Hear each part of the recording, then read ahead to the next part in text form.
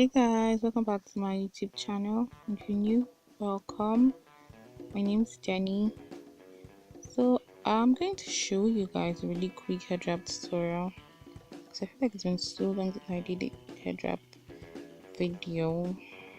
So I'm getting my hair out of the way by tying it up because getting out of the way makes it really easier to tie, especially when you have your natural hair on. And I'm using this quick Ankara material today for this hair wrap tutorial. Yeah. So I'm just dragging my hair up and putting the hair wrap in place. I'm tying it up.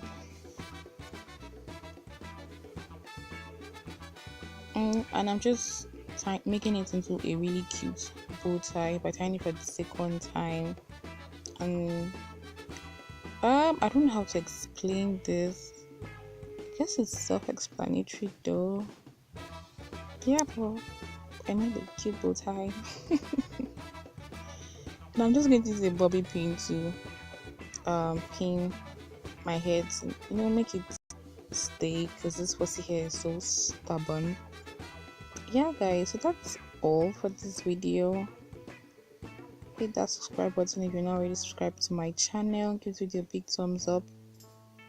Yeah, so I'll see you guys in my next